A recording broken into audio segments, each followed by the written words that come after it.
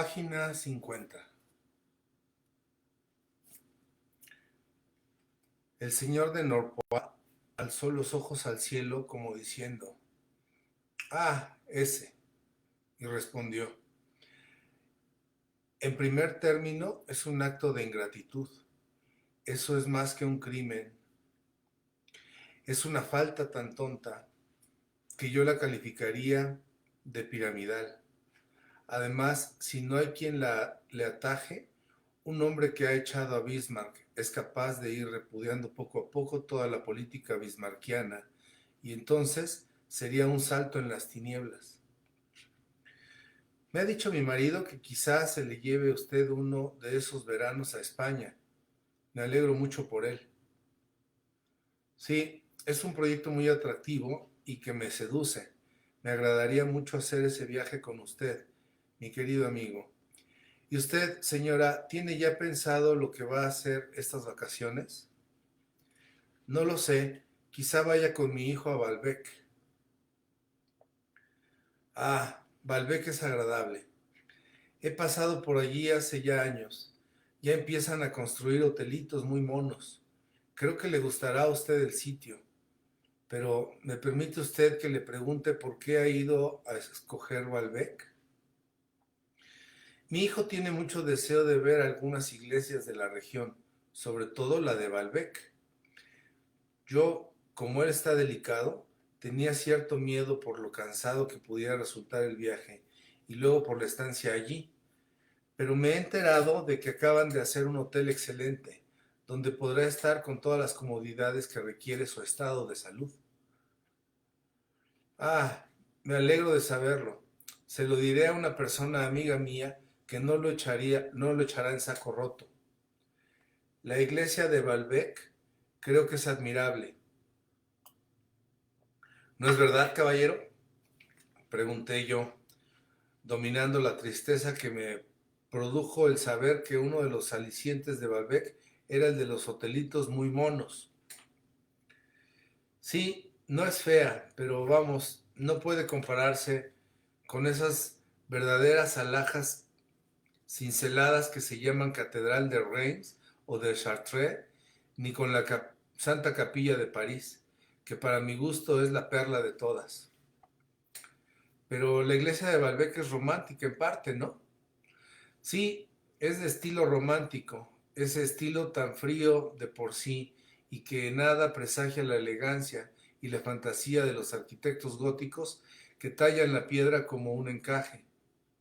La iglesia de Balbec merece una visita cuando se está en esa región. Un día de lluvia que no se sepa qué hacer se puede entrar allí y se ve el sepulcro de Tourville. ¿Estuvo usted ayer en el banquete del Ministerio de Asuntos Extranjeros? Yo no pude ir, dijo mi padre. No, respondió el señor de Norpois con una sonrisa. Confieso que dejé el banquete por una invitación muy distinta. Cené en casa de una mujer de la que ustedes habrán oído hablar quizá, de la hermosa señora de Swan. Mi madre tuvo que reprimir un estremecimiento porque, como era de sensibilidad más profunda que mi padre, se alarmaba de lo que él le iba a contrariar un instante más tarde. Las contrariedades que tenía las percibía mi madre antes, como esas malas noticias de Francia que se saben en el extranjero antes que en nuestro país. Pero como tenía curiosidad por saber la clase de gente que podía ir a casa de Swan, preguntó al señor de Norpois quién estaba en la reunión.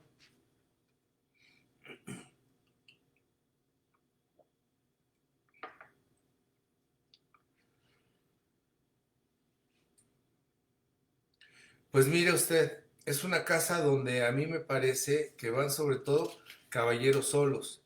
Había algunos casados, pero sus señoras estaban indispuestas esa noche y no habían ido, respondió el embajador con finura oculta tras una capa de sencillez y lanzando alrededor miradas que con su suavidad y discreción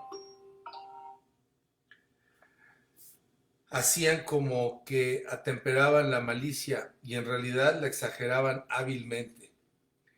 Es cierto, añadió, y lo digo para no incurrir en inexactitud, que allí van señoras pero que pertenecen más bien, ¿cómo diría yo?, al mundo republicano que al medio social de Swan. Pronunciaba Svan.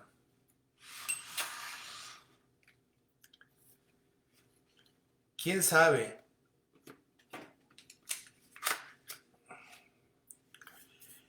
Puede que un día llegue aquel a ser un salón político o literario. Además, parece que con eso están muy satisfechos.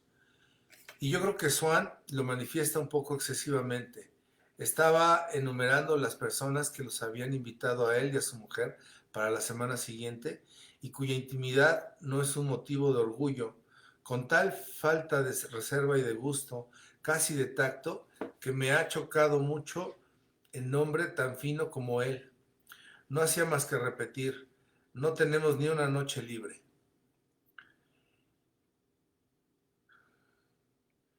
Como si fuese cosa de gloriarse y en tono de advenedizo, y él no lo es.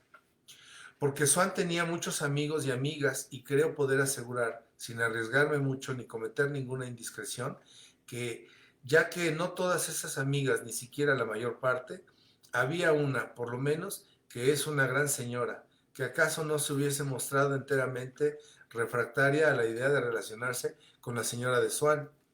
Y en este caso, verosímilmente, más de un carnero de Panurgo hubiera ido detrás de ella. Pero parece que Swan no ha hecho la menor insinuación orientada en ese sentido. ¿Pero cómo? Un pudding en la Nesserload encima.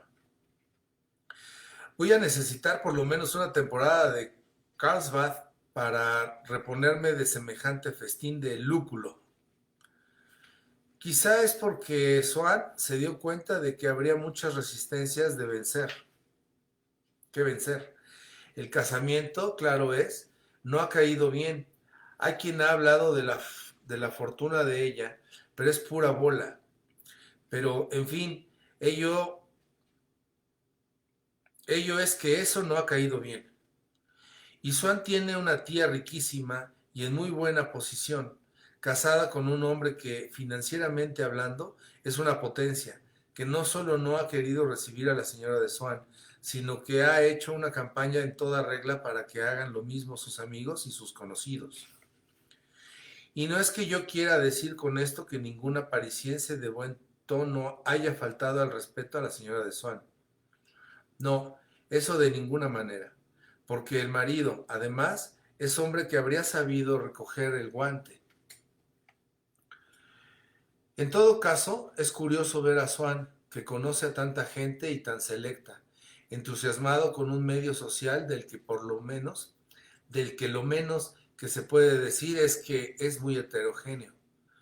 Yo le he conocido hace mucho y por eso me sorprendía, a la par que me divertía, el ver cómo un hombre tan bien educado, tan a la moda en los grupos más escogidos, daba efusivamente las gracias a un director general del Ministerio de Correos por haber ido a su casa y le preguntaba si la señora de Swan podía tomarse la libertad de ir a ver a su señora. Y no cabe duda que Swan no debe de encontrarse en su ambiente. Ese medio social no es el mismo. Y a pesar de eso, yo creo que no se considera desgraciado. En aquellos años de antes de la boda hubo algunas maniobras feas por parte de ella. Para intimidar a Swan le quitaba a su hija siempre que le negaba algo. El pobre Swan, como es muy ingenuo, a pesar de todo su refinamiento, se creía que cada vez que ella se llevaba a la chica era por pura coincidencia y le daba escándalos tan continuamente que todo el mundo se figuraba que el día que ella lograra sus fines y le casara por marido, Swan ya no podría aguantar más y su vida sería un infierno. Y resulta que ha ocurrido todo lo contrario. El modo que tiene Swan de hablar de su mujer da pie a muchas bromas, hasta se ceban en él.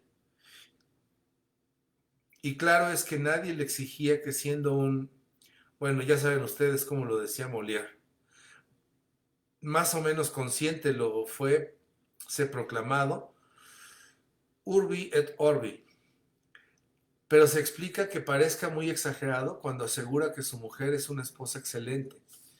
Y no es eso tan falso como cree la gente. Claro es que a su modo, y es un modo que no preferirían todos los maridos, pero parece innegable que ella le tiene afecto.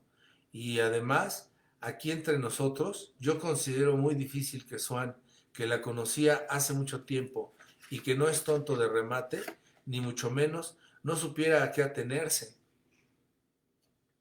Yo no digo que ella no sea una mujer veleidosa, y Swan, por su parte, no se abstiene tampoco de serlo. Según dicen las buenas lenguas, que, como ustedes pueden figurarse, se despachan a su gusto. Pero ella le está muy agradecida por lo que ha hecho y al contrario de lo que la gente temía, parece que se ha vuelto un ángel de cariñosa.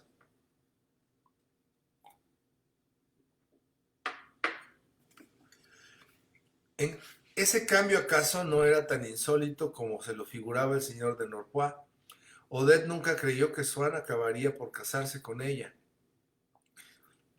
Todas las veces que le anunciaba, tendenciosamente, que un hombre de buen tono se había casado con su querida, observaba Odette que Swann guardaba un silencio glacial y a lo sumo, si ella le interpelaba directamente diciéndole, ¿es que no te parece bien? ¿No te parece una cosa muy hermosa eso que ha hecho por una mujer que le consagró su juventud? Contestaba secamente, yo no te digo que esté mal, cada uno obra a su manera. Y Odette casi llegaba a creer posible que Swann la abandonara algún día, como la había dicho varias veces, en momentos de enfado, porque oyó decir recientemente a una escultora, de un hombre se puede esperar cualquier cosa, son todos una gentuza. E impresionada por lo profundo de esa máxima pesimista, la iba repitiendo a cada paso con cara de desaliento, como si pensara, después de todo, no hay nada imposible, será esa mi suerte.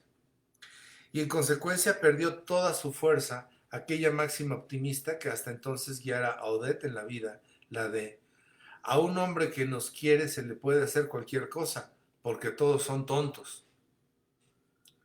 Máxima que se traducía en su rostro por un guiño que también habría podido significar, no hay cuidado, no hace nada. Y entre tanto, Odette sufría pensando en lo que opinaría de la conducta de Swann alguna de sus amigas que se había casado con un hombre que fue querido suyo menos tiempo que lo que Swann lo era de ella, que además no tenía hijos de él y que ahora gozaba de relativa consideración e iba a los bailes del Elíseo. Un consultor menos superficial que el señor de Norpois hubiera diagnosticado con lo que hubiera diagnosticado que lo que agrió a Odette era ese sentimiento de humillación y de vergüenza, que el carácter infernal que mostraba no era esencialmente el suyo, ni un mal incurable, y hubiese predicho lo que sucedió, esto es, que el régimen matrimonial acabaría con esos accidentes penosos, diarios, pero en ningún modo orgánicos, con capacidad, con rapidez casi mágica. A casi todo el mundo le extrañó el matrimonio, cosa esta de extrañar también. Indudablemente, hay muy pocas personas que comprendan el carácter profundamente subjetivo de ese fenómeno en que consiste el amor y cómo el amor es una especie de creación de una persona suplementaria, distinta de la que lleva en el mundo el mismo nombre y que formamos con elementos sacados en su mayor parte de nuestro propio interior. Y por eso hay pocas personas a quienes les parezcan naturales las proporciones enormes que toma para nosotros un ser que no es el mismo que ellos ven. Y sin embargo, en lo que a Odette se refiere, la gente debía haberse dado cuenta de que si bien aquella no llegó nunca a comprender por completo la inteligente que era Swann, por lo menos sabía los títulos de sus trabajos, estaba muy al corriente de ellos y el nombre de Vermeer le era tan familiar como el de su modisto. Además, conocía a fondo esos rasgos del carácter de Swann, ignorados o ridiculizados por el resto de la gente, y que solo una querida o una hermana poseen en imagen amada y exacta.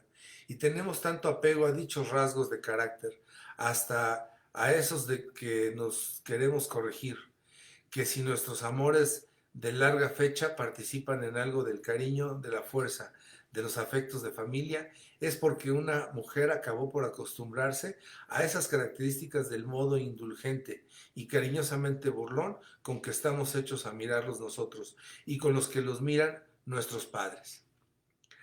Los lazos que nos unen a un ser se santifican cuando él se coloca en el mismo punto de vista que nosotros para juzgar alguno de nuestros defectos. Y entre estos particulares rasgos los sabía que tocaban tanto a la inteligencia de Swann como a su carácter, y que, sin embargo, por lo mucho que habían arraigado en éste, los discernía Odette mucho más fácilmente.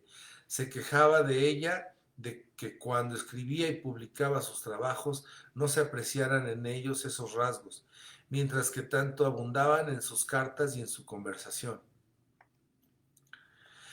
Y le aconsejaba que les diera más amplio espacio en sus escritos. Deseábalo ella así porque esos rasgos eran los que los, eran los para ella preferidos de su esposo. Pero como si los prefería es porque en realidad eran los más suyos. No iba quizá muy desanimada al querer verlos reflejados en lo que escribía. ¿Acaso fuese también porque pensara que escribiendo obras más animadas se conquistaría a él un triunfo que a ella le pondría en disposición de formarse esa cosa que aprendió a estimar por encima de todo en casa de los Verdurán, una tertulia a la moda?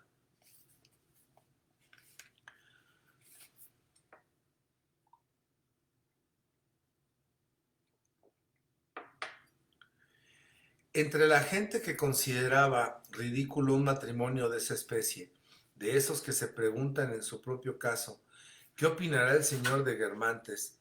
¿Qué dirá Brouet cuando me case con la de Montmorency? Entre las personas que tenían ese linaje de ideal social, habría habido que incluir 20 años antes al propio Swann, a aquel Swann que se tomó tantas fatigas para que le admitieran en el Jockey, o que por entonces calculaba hacer una boda brillante que, consolidando su posición, acabara de convertirle en uno de los hombres más distinguidos de París. Pero las ilusiones que ofrece a la imaginación del interesado un matrimonio de esa clase necesitan, como todas las ilusiones, que se las alimente desde fuera para no decaer y llegar a borrarse por completo. Supongamos que nuestro más vehemente deseo es humillar al hombre que nos ha ofendido. Pero si se marcha a otras tierras y ya no oímos hablar nunca de él, enemigo acabará por no tener ninguna importancia a nuestros ojos. Si perdemos de vista durante 20 años a todas las personas en consideración a las cuales nos habría gustado entrar en el jockey o en la academia, ya no nos tentará absolutamente nada la perspectiva de ser académicos o socios del jockey. Pues bien, entre las varias cosas que traen ilusiones nuevas en situación de las antiguas están las enfermedades, el retraimiento del mundo, las conversaciones religiosas y también unas relaciones amorosas de muchos años. De modo que cuando Swann se casó con Odette, no tuvo que hacer renuncia de las ambiciones mundanas, pero ya hacía tiempo que Odette le había apartado de ellas, en el sentido espiritual de la palabra. Esos matrimonios infames son generalmente los más estimables de todos, porque implican el sacrificio de una posición más o menos halagueña, en aras de una dicha puramente íntima. Y no se puede entender por matrimonio infamante uno hecho por dinero, pues no hay ejemplo de un matrimonio en que el marido o la mujer se hayan vendido al que no se acabe por abrirles las puertas, aunque solo sea por traición, basada en tantos casos análogos y para no medir a la gente con distintos raseros. Además, Swann, por lo que tenía de artista o de corrompido, quizás sintiera cierta voluptuosidad en emparejarse en uno de esos cruces de especies como los que practican los mendelianos o como los que nos cuenta la mitología, con un ser de raza distinta, archiduquesa o cocotte, haciendo o una boda regia o una mala boda. No había en el mundo más que una persona que le preocupara cada vez que pensaba en la posibilidad de casarse con Odette, y en ello no entraba el esnobismo, la duquesa de Guermantes.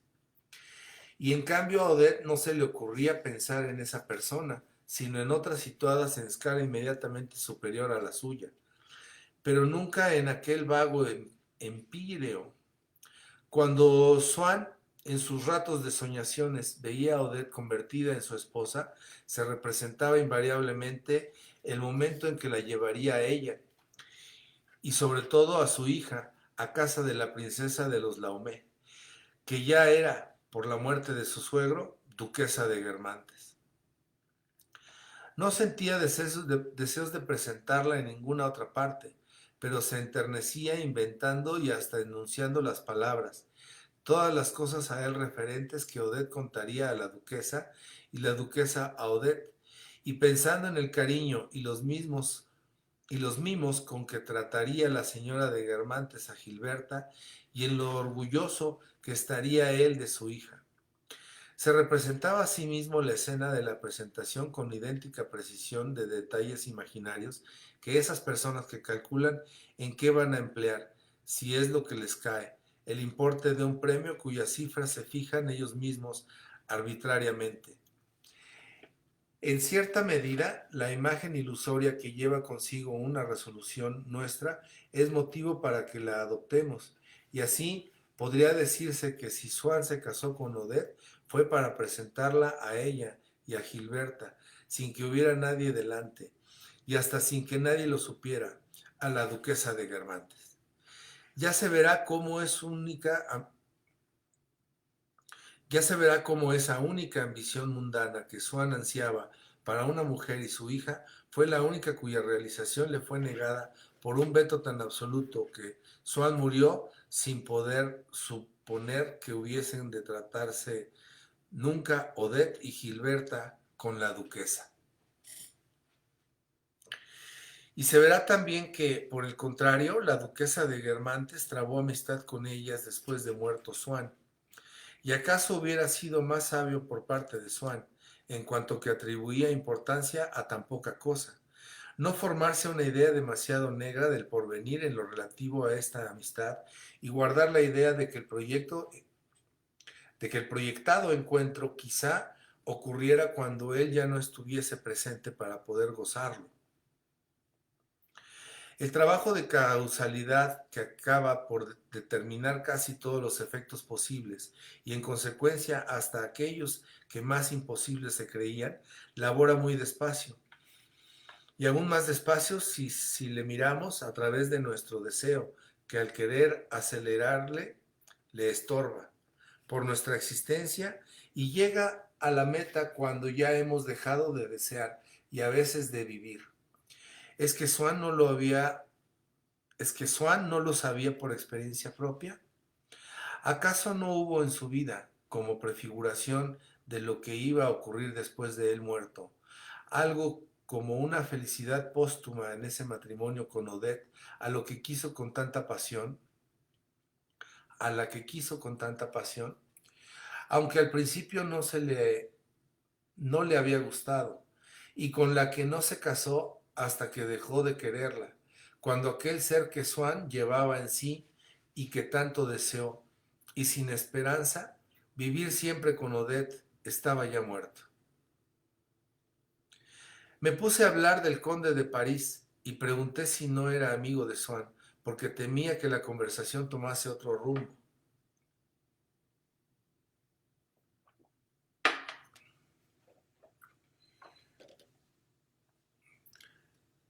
Sí lo es, contestó el señor de Norpois, volviéndose hacia mí y fijando en mi modesta persona aquel mirar a su lado en el que flotaba como en su elemento vital las grandes facultades de trabajo y el espíritu de asimilación del embajador.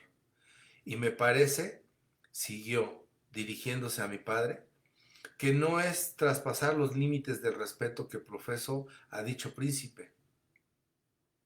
Aunque no le conozco personalmente, porque eso sería delicado dada mi posición, por poco oficial que ésta sea. Contar un chistoso lance, y es que, No hará aún 4 años, el príncipe tuvo ocasión de ver en una pequeña estación de una nación de la Europa Central a la señora de Swan. Claro que ninguno de sus familiares se permitió preguntarle qué le parecía. No hubiese sido pertinente. Pero cuando por casualidad salía su nombre en la conversación, el príncipe daba a entender por señales imperceptibles casi, pero que no engaña, que la impresión que le hizo no tuvo nada de desfavorable. Pero, ¿no habría habido posibilidad de presentársela al conde de París?, preguntó mi padre.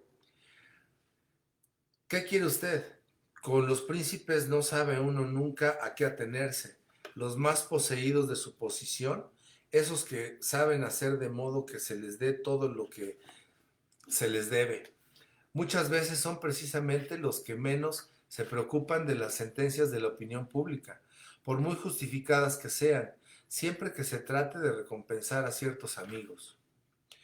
Y es indudable que el conde de París siempre ha aceptado con mucha benevolencia el afecto de Swann, que ya sabemos todos que es un muchacho inteligente, si los hay. ¿Y cuál ha sido su impresión de usted, señor embajador?, preguntó mi madre, por cortesía y por curiosidad.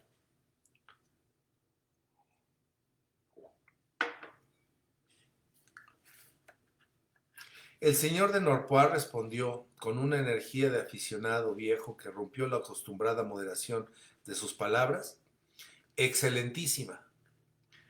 Y como sabía que al confesar la fuerte sensación que le ha hecho a uno una mujer entera, siempre que se haga con buen humor, en una forma muy apreciada del arte de la conversación, soltó una risita que le duró un poco y que empañó los ojos azules del viejo diplomático y le hizo vibrar las alas de la nariz, cruzadas de rojas fibrillas. Es de todo punto encantadora. Asistía a la comida un escritor llamado Bergot, señor de Norpois. Le pregunté yo tímidamente, para que la conversación siguiera recayendo sobre los Swann. Sí, ahí estaba Bergot, contestó el señor Norpois, inclinando cortésmente la cabeza hacia el lado donde yo me encontraba, como si en su deseo de estar amable con mi padre atribuyese gran importancia a todo lo suyo, hasta a las preguntas de un mozo de mis años, que no estaba acostumbrado a verse tratado con tanta cortesía por personas de su edad. ¿Le conoce usted?, añadió, posando en mí aquella mirada cuya penetración admiraba Bismarck. Mi hijo no le conoce, pero le admira mucho, dijo mi madre. Pues yo, dijo el señor de Norpois, inspirándome dudas mucho más grandes que las que por lo general me atormentaban sobre mi capacidad de inteligencia, al ver que lo que yo colocaba miles de veces más alto que yo en lo más elevado del mundo, estaba en cambio para él en el ínfimo rango de sus admiraciones. No comparto esa opinión. Bergot es lo que yo llamo un artista de flauta. Hay que reconocer desde luego que la toca muy bien, aunque con cierto amaneramiento y afectación. Pero nada más que eso, y no es gran cosa. Son las suyas obras sin músculo, en las que rara vez se encuentra un plan. No tiene acción o tiene muy poca, y además no se propone nada. Pecan por la base, o mejor dicho, carecen de base. En una época como la nuestra, cuando la creciente complejidad de la vida apenas si nos deja espacio para leer, cuando el mapa de Europa acaba de experimentar profundas modificaciones y está acaso en vísperas de pasar por otras mayores, y hay tantos problemas nuevos y amenazadores asomando por doquiera. Me reconocerá usted que tenemos derecho a pedir a un escritor que sea algo más que un ingenio sutil que nos hace olvidar en discusiones ociosas y bizantinas sobre méritos de pura forma ese peligro en que estamos de vernos invadidos de un momento a otro por un doble tropel de bárbaros, los de fuera y los de dentro. Sé que esto es blasfemar contra la sacrosanta escuela que esos caballeros llaman del arte por el arte. Pero en estos tiempos hay tareas de más urgencia que las de ordenar palabras de un modo armonioso. El modo como lo hace Bergot es muchas veces muy atractivo.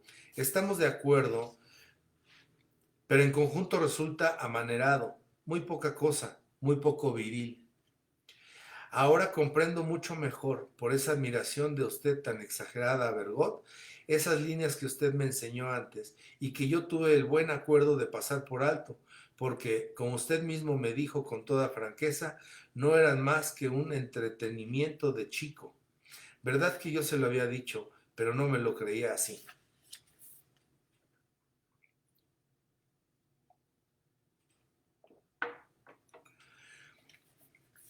Misericordia para todo pecado, y sobre todo para los pecados de mocedad. Después de todo, no es usted solo, son muchos los que tienen sobre su conciencia culpas de esas, y no es usted el único que haya creído poeta en un determinado momento, que se haya creído poeta en un determinado momento. Pero en eso que usted me enseñó se aprecia la mala influencia de Bergot. Cierto que no le sorprenderá a usted que yo le diga que en ese trocito no se mostraba ninguna de sus buenas cualidades, porque es un maestro en ese arte superficial, por lo demás, de dominar un estilo del que usted a sus años no puede conocer ni siquiera los rudimentos. Pero los defectos con los mismos, ese contrasentido de poner unas detrás de otras palabras sonoras, sin preocuparse por lo pronto del fondo, eso es tomar el rábano por las hojas, hasta en los mismos libros de Bergot. A mí me parecen vacíos todos esos jugueteos chinos que forma y esas sutilezas de mandarín delicuescente, por unos cuantos fuegos de artificio que arregla con un arte un escritor, se lanza enseguida a los cuatro vientos la calificación de obra maestra. Las obras maestras no abundan tanto como eso. Bergot no tiene en su activo, en su catálogo, por decirlo así, una novela de altos vuelos, uno de esos libros que se colocan en el rinconcito preferido de nuestra biblioteca. En toda su producción no doy con un libro de esa clase. Claro que eso no quita para que las obras sean infinitamente superiores al autor. Este caso es uno de los que dan la razón a aquel hombre ingenioso que dijo que no se debe conocer a los escritores más que por sus libros. Es imposible encontrar un individuo que responda menos a lo que son sus obras, un hombre más presuntuoso y más solemne, de trato menos agradable. Y a ratos Bergot es un hombre vulgar que habla a los demás como un libro, pero ni siquiera como un libro suyo, no, como un libro pesado. Y los suyos, por lo menos, pesados no son. Es una mentalidad confusa, alambicada, la que nuestros padres llaman un cultiparlista. Y las cosas que dice son todavía más desagradables por la manera que tiene de decirlas.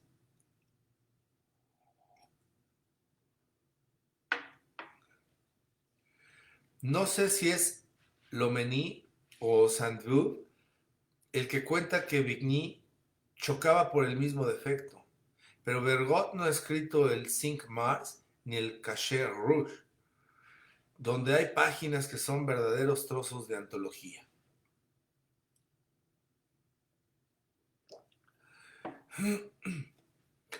Aterrado por lo que el señor de Norpois acababa de decirme respecto al trocito que yo le enseñé, y pensando además en las dificultades con que tropezaba cuando quería escribir un ensayo o reflexionar seriamente, una vez más me di cuenta de mi nulidad intelectual, de que no había nacido para literato. Claro que en Combray algunas impresiones muy humildes o una lectura de Bergot me transportaban a un estado de arrobamiento que a mí se me antojaba de valor considerable. Pero ese estado lo reflejaba mi poema en prosa, e indudablemente de haber existido, el señor de Norpois habría sabido escoger y distinguir enseguida en aquellas impresiones lo que a mí me parecía bonito por un espejismo engañoso, puesto que el embajador no era víctima de ese engaño. Al contrario, acababa de enseñarme en qué lugar tan ínfimo estaba yo. Al verme juzgado desde fuera, objetivamente, por un hombre tan perito en la materia, tan bien dispuesto y tan inteligente como aquel. Tuve una sensación de consternación y pequeñez. Mi alma, al igual de un fluido que no tiene otras dimensiones que las de la vasija que le dan, se dilató antes hasta llenar las capacidades inmensas del genio, y se encogía ahora para caber entera en la estrecha mediocridad que la talló y le dio por cárcel el señor de Norpois. El vernos frente a frente, Bergot y yo, no deja de ser un tanto espinoso, que al fin y al cabo es una manera de ser divertido, dijo volviéndose hacia mi madre. Hace ya unos años Bergot hizo un viaje a Viena, cuando yo era embajador allí. Me le presentó la princesa de Metternich. Se inscribió en la embajada y mostró deseos de ser invitado a sus recepciones. Yo, como era representante en el extranjero de la nación francesa, a la que después de todo hace honor con su literatura, en cierto grado, para ser exacto, habría que decir que en muy escaso grado, habría pasado por alto la deplorable opinión que tengo de su vida privada. Pero no viajaba solo y tenía la pretensión de que fuera invitada también su compañera de viaje. Yo creo que no peco de pudibundo y además, como soltero, podría abrir las puertas de la embajada con más liberalidad que si hubiese sido casado y con hijos. Pero confieso que la ignominia llevada a cierto grado no puedo con ella. Sobre todo me asquea mucho más por el tono moral o, por decirlo de una vez, moralizador que adopta Bergot en sus libros, donde no se ven más que análisis perpetuos y, dicho sea entre nosotros, bastante flojos de escrúpulos dolorosos y remordimientos malsanos por pecadillos. Verdaderos sermones que van muy baratos, mientras que da muestras de tanta inconsciencia y tanto cinismo en su vida privada. Me hice el sordo y la princesa volvió a la carga, pero sin resultado.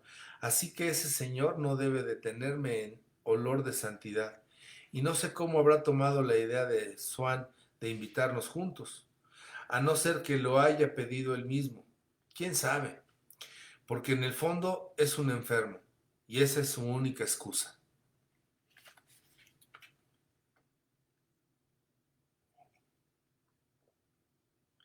¿Estaba en esa comida la hija de los señores de Swann? Dije al señor de Norpois, aprovechando para la pregunta el momento en que nos dirigíamos a la sala, cuando podía disimular mi emoción más fácilmente que habría podido hacerlo antes en el comedor, inmóvil y en plena luz. El señor de Norpois se paró a pensar un momento, como queriendo recordar. Sí, una jovencita como de 14 o 15 años. Sí. Ahora me acuerdo que me la presentaron antes de cenar como hija del anfitrión. La vi muy poco porque se fue temprano a acostarse. O es que iba a casa de unas amigas. No recuerdo exactamente, pero veo que está usted muy al corriente de la casa Swann. Juego mucho con la señorita de Swann en los Campos Elíseos. Es deliciosa. Ah, ya, ya, sí, en efecto, a mí me ha parecido encantadora. Sin embargo, yo le confieso que creo que no llegará nunca a ser como su madre, si es que con esta opinión no hiero ningún sentimiento de usted demasiado vivo. A mí me gusta más la cara de la señorita de Swann, pero también admiro muchísimo a su madre. Voy de paseo al bosque solo por la esperanza de verla pasar. Ah, pues se lo diré, las halagará mucho. Mientras que estaba diciendo todo esto, el señor de Norpois se encontraba todavía por unos momentos en la situación de cualquier persona que al oírme hablar de Swann como de un hombre inteligente, de su padre como de un reputado agente de bolsa y de su casa como de una hermosa casa, se figuraba que yo acostumbraría a hablar también de otros hombres inteligentes, de otros agentes de bolsa reputados y de otras casas hermosas. Es decir, En ese momento en que una persona que está en su juicio habla con un loco sin darse aún cuenta de que es loco. El señor de Norpois sabía muy bien que nada es más natural que recrearse mirando a las mujeres bonitas, y que cuando uno nos habla calurosamente de una mujer es prueba de amabilidad hacer como que nos figuramos y que está enamorado de ella, darle broma y ofrecernos a ayudarle. Pero cuando me dijo que hablaría de mí a Gilberta y a su madre, es decir, que yo, como una deidad del Olimpo que adquiere la fluidez de un soplo, o como la Minerva que se reviste de una fisonomía de viejo, iba a penetrar invisible en el salón de la señora de Swann y atraer su atención y enterarme en su pensamiento y provocar la gratitud suya por admiración de su belleza y aparecer como amigo de un personaje digno de allí en adelante de que me invitaran y de entrar en la intimidad de la familia. Ese personaje que iba a utilizar en favor mío el gran prestigio que debía de tener a los ojos de la señora de Swann, me inspiró de pronto tan gran cariño que tuve que hacer un esfuerzo para no besar sus manos, blancas y arrugadas como si hubieran estado mucho tiempo metidas en agua. Y casi inicié la acción con un ademán que se me figuró que no notó nadie más que yo.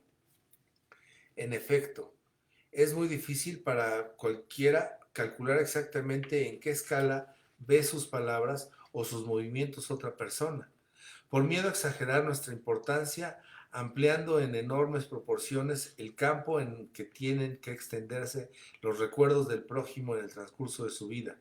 Nos imaginamos que las partes accesorias de nuestro hablar, de nuestras actitudes, apenas si penetran en la conciencia de nuestro interlocutor y, por consiguiente, y con más motivo, que no se le quedan en la memoria. En una suposición de este linaje se basan los criminales cuando retocan más tarde una frase que dijeron, creando una variante que ellos se figuran imposible de confrontar con la primera versión. Pero es muy posible que, hasta en lo que se refiere a la vida milenaria de la humanidad, esa filosofía de folletinista que cree que todo está predestinado al olvido sea menos cierta que una filosofía contraria que predijera la conservación de toda cosa. En el mismo periódico donde el moralista del primer París nos habla de un acontecimiento, de una obra de arte o de una cantante, con más motivo aún que alcanzaron un momento de celebridad, y pregunta que quién se acordará de ellos,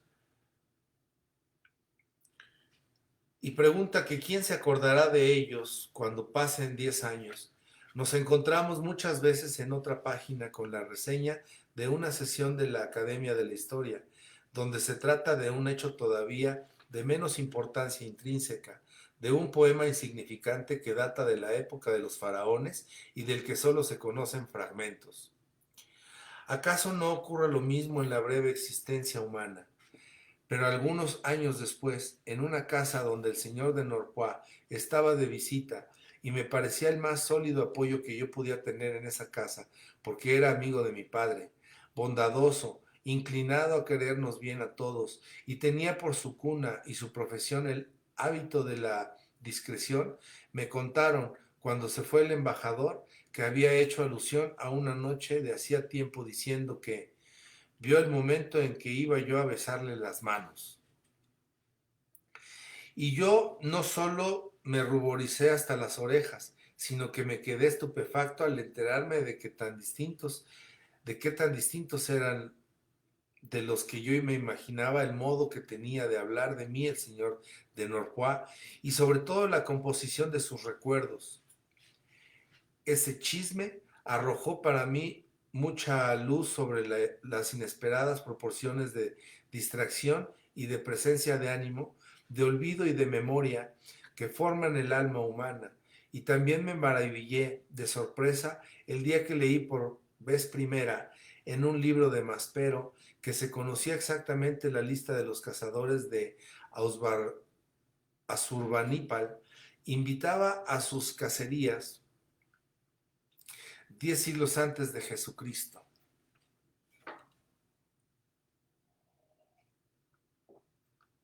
Caballero, dije al señor de Norpois cuando me anunció que comunicaría a Gilberta y a su madre que yo las admiraba mucho.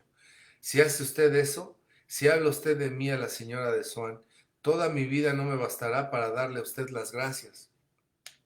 Mi vida le pertenecerá, pero tengo que advertir a usted que no conozco a la señora de Swan, que nunca me la han presentado. Dije esto último por escrúpulo de conciencia y para que no pareciese que yo me jactaba de un conocimiento que no existía. Pero al mismo tiempo de decirlo me di cuenta de que ya era inútil, porque desde que empezaron mis palabras de gratitud, por lo visto de un ardor refrigerante, vi pasar por la fisonomía del embajador una expresión de duda y de disgusto y advertí en sus ojos ese mirar vertical, estrecho y oblicuo, como es en el dibujo en perspectiva de un sólido la línea de una de sus caras que se desvanece. Ese mirar destinado a ese interlocutor invisible que tenemos en nuestra propia persona, en el momento de decirle alguna cosa que el otro interlocutor, el señor con quien estábamos hablando, no debe oír.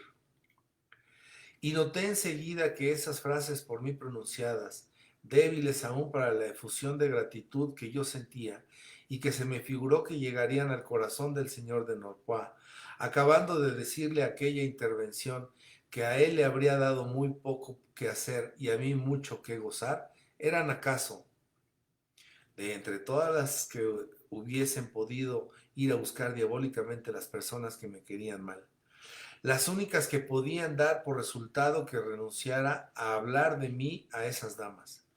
Y en efecto, al oírlas, lo mismo que el momento en que un desconocido con el que estábamos agradablemente cambiando impresiones al parecer semejantes acerca de los transeúntes, que se nos antojaban todos vulgares, nos muestra de pronto el abismo patológico que nos separa acariciándose el bolsillo indiferentemente y dice: lástima que no tengo aquí mi revólver, no quedaría uno.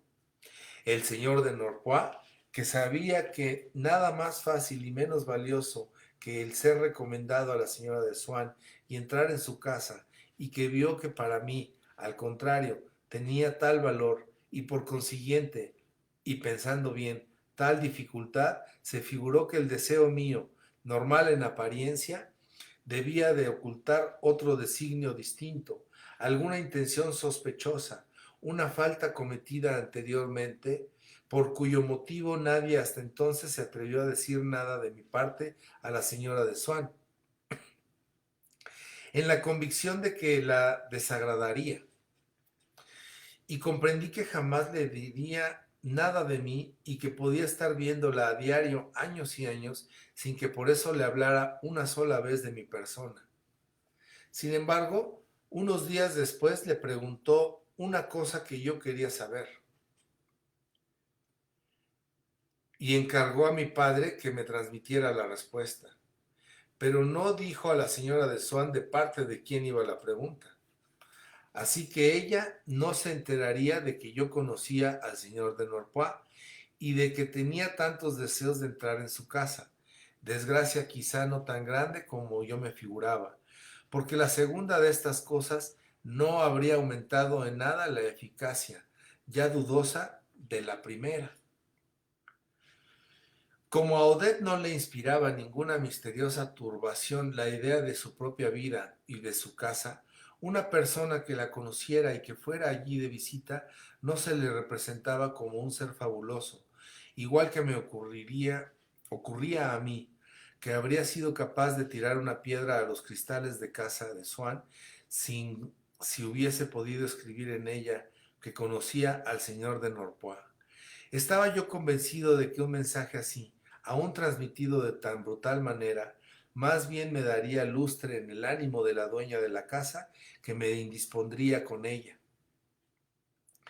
Y hasta si hubiese estado persuadido de que esa misión que no quiso llevar a cabo el señor de Norpois era inútil, es más, que me era perjudicial para con los Swan, no habría tenido valor caso de mostrarse el embajador propicio a desempeñarla, de decirle que no lo hiciera y de renunciar a la voluptuosidad por funestas que fuesen las consecuencias, de que mi nombre y mi persona estuviesen un momento junto a Gilberta, en su casa y en su vida desconocidas.